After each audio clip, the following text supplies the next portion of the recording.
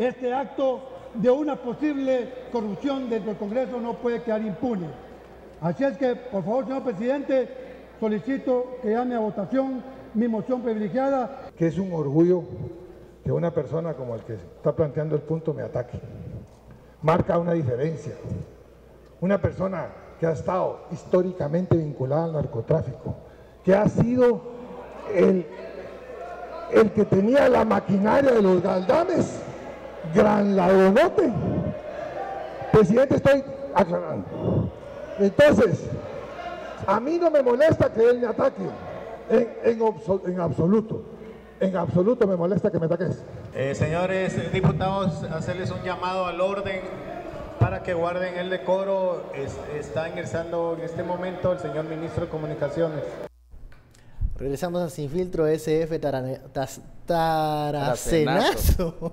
Bueno, usted no veía ahí una pelea de lucha libre ni nada, era el pleno del Congreso en donde el diputado Estuardo Galdames presenta una moción para crear una comisión especial que investigue a la junta directiva de Mario Taracena. Él responde con su peculiar estilo, calificando al diputado Galdames de estar vinculado al narcotráfico.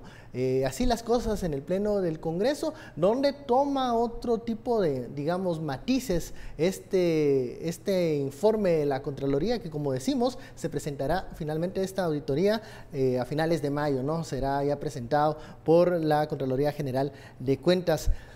Y entonces la pregunta es, cuando pasa al terreno político este tipo de irregularidades, reparos, ya tiene otro tipo de reacciones que son las que estamos viendo en pantalla.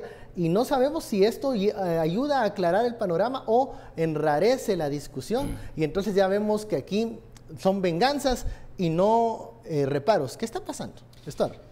Mira, primero principiemos con lo de las multas, porque una pregunta que hacen aquí los tuiteros es ¿y qué pasa con el dinero de las multas? O sea, estábamos hablando del primer caso, ¿verdad? El dinero de las multas se vuelve casi que un fondo propio. Es privativo. Es un fondo privativo de la Contraloría. Y ese dinero lo usan, lo que decías ahorita en el corte, para hacer ese edificio aquí en la zona 13, para otras cosas, ¿verdad? Es un incentivo perverso en términos lo que tienen que juntar, la cuota que tienen que salir a buscar y luego los objetivos que tengan, ya sea de construcción o de incremento y todo eso. Solo un paréntesis. Antes de la reforma a la ley de Contraloría en el año 2012, si no estoy mal, el modelo anterior tenía un incentivo todavía más perverso y era que facultaba al Contralor a exonerado a reducir multas. Por ejemplo, el tema de las multas está establecido en la ley y en los reglamentos, pero por ejemplo, que cometer errores a la hora de la suscripción de contratos tienden a ser multas de 5,000 quetzales, 10,000 quetzales. Pero supónganse que fueron 20 contratos, son 60,000 quetzales de multa. Considerable. Entonces, ¿qué pasaba? Anteriormente, el Contralor tenía la facultad de decir, ¿sabe qué? Le voy a hacer una exoneración del 99% de la multa. Y muchos dirán, bueno, ¿y en qué momento ocurría eso? Con el famoso finiquito. Aquí es donde vinculamos auditorías de la Contraloría, el informe presupuestario, con el finiquito. ¿Por qué? Porque si a un funcionario, supongamos que le encuentran 5 hallazgos y todos son administrativos, y todos esos hallazgos solo acarrean multa. Si ese funcionario no paga la multa, no hay ningún problema. Pero el día que él se quiera reelegir y vaya a pedir su finiquito a la Contraloría, le van a decir que no le dan el famoso finiquito. Entonces realmente el finiquito es lo que termina amarrando en muchas ocasiones que los funcionarios vayan y cancelen la multa. O sea, ese es como que ahí es donde se cierra el círculo de la parte de las multas. Los procesos económicos coactivos, como les digo, son procesos de cobro que muchas veces tardan N cantidad de años. A menos otra vez que el funcionario quiera su finiquito, entonces tenga que pagar. Y el tema de la denuncia penal, que realmente ahí es donde ya los hallazgos de la Contraloría suben de nivel, eso ya cae en la cancha del Ministerio Público. Solo para que ustedes se hagan una idea de los tiempos. Hace, ¿qué? 1 o 2 meses hubo capturas de alcaldes o de exalcaldes y concejales de Chimaltenango. Antes se produjeron capturas de los directivos de una federación deportiva, que siempre se me olvida cuál es. Así es. La de tiro era, ¿no? Creo que sí. Tampoco tengo eso en mente. Sí, no era la de Bridge. Tenemos nosotros una, si no sabían, tenemos una... Pero no sería raro que fuera la de fútbol. No, tenemos una federación. Pero mire, las capturas de los funcionarios de las municipalidades de Chimaltenango, hubo unas del Ministerio de Salud, las de esta federación deportiva y demás, todas se produjeron, como les digo, hace 1 o 2 meses. Esos son procesos que judicializó la Fiscalía contra la Corrupción.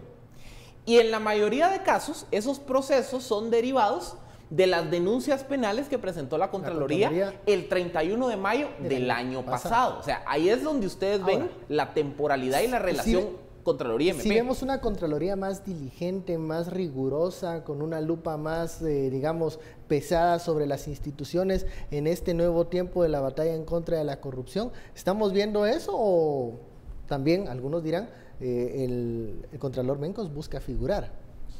A y B, estamos viendo los dos, pero a partir de una cosa muy interesante. Que en su justa dimensión no es negativo del todo, pues. Sí, digamos, sería el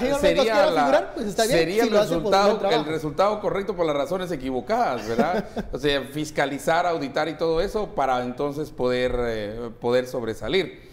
Ojo que Mencos siempre quiso estar en el grupo de las estrellas, en el All-Star Team, ¿verdad? De don Todd, de doña Telma, de don Iván, ¿cómo se llama?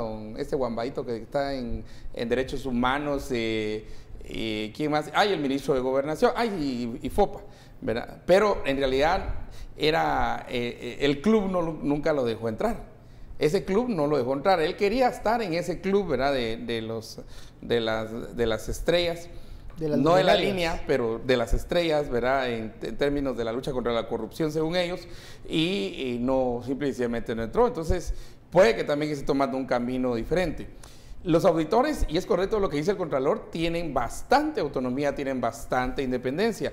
Y de hecho hay denuncias aquí de tuiteros y aún de personas que han sido básicamente auditadas por este grupo de auditores que los llaman una mara, de extorsionistas, porque estos grupos de auditores quieren combatir, y ahí es donde vendría la paradoja, quisieran combatir entonces la corrupción, figurar y hacer el trabajo que antes no hacían, pero básicamente entrando en procesos casi de extorsión.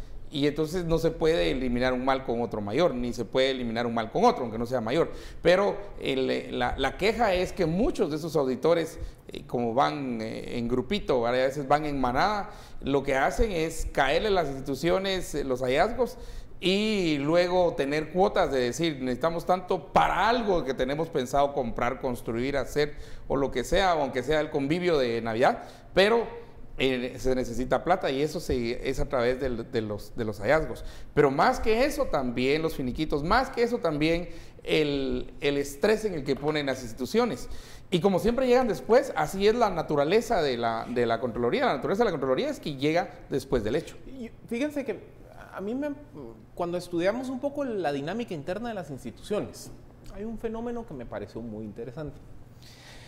Si ustedes evalúan, por ejemplo, los informes de liquidación de presupuesto del 2015, 2014 para atrás, se van a dar cuenta que las comisiones de auditoría se enfocaban mucho en identificación de hallazgos administrativos y por ende el 95% de los hallazgos derivaban en una multa.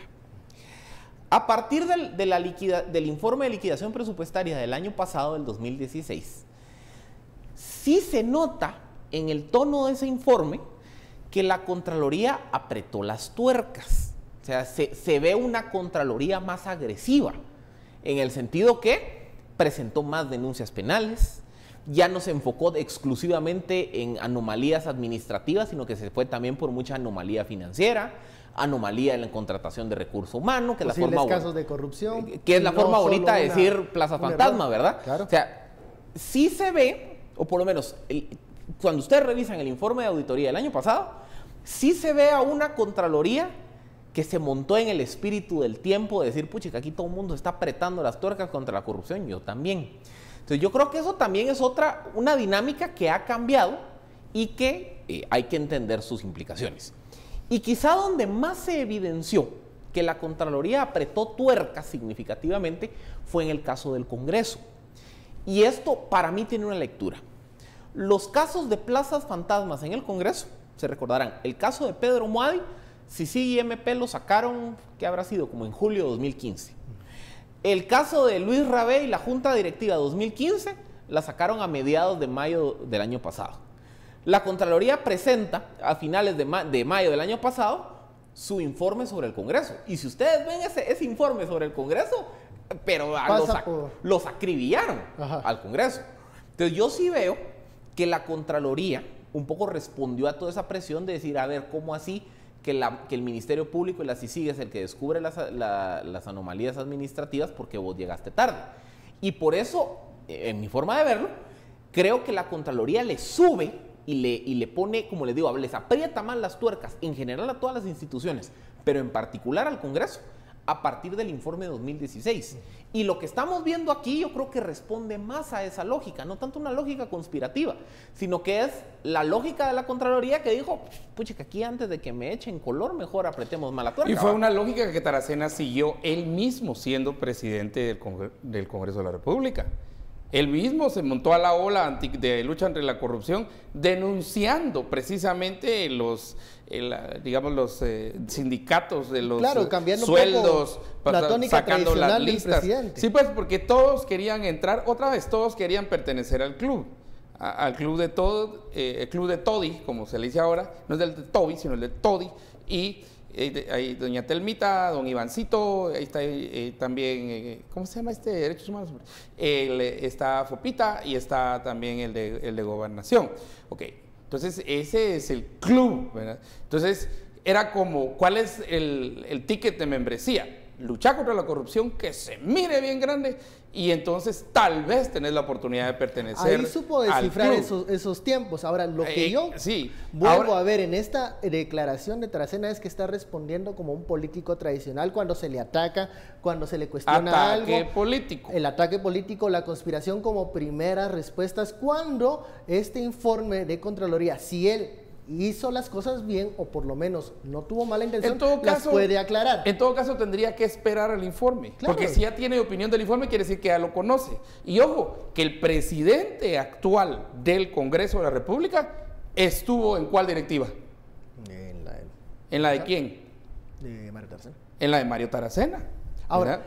Entonces, si él dice que va a ir mañana, hay una cuestión interesante que si llegan estos hallazgos a la junta directiva, digamos, de Mario Taracena, es curioso que el presidente actual pues de alguna manera estaría, como son decisiones colegiadas, y por eso explicaba lo de las decisiones colegiadas, habría que regresar a esa junta directiva que incluye al actual presidente del Congreso. Como uno es dueño de su silencio y esclavo de sus palabras, el diputado Taracena dice que mañana va a llegar a CICIG con toda la junta directiva a dar a conocer esta conspiración que él ve desde la Contraloría. Pues va a estar interesante. Va a estar interesante porque va a tener que explicar esa estructura que él dice existe en la Contraloría General. Es que realmente, miren, realmente donde se puede evaluar si una comisión de auditoría está siendo objetiva o no, es en la relación entre el hallazgo inicial, la presentación de pruebas de descargo y la conclusión final de la comisión de auditoría.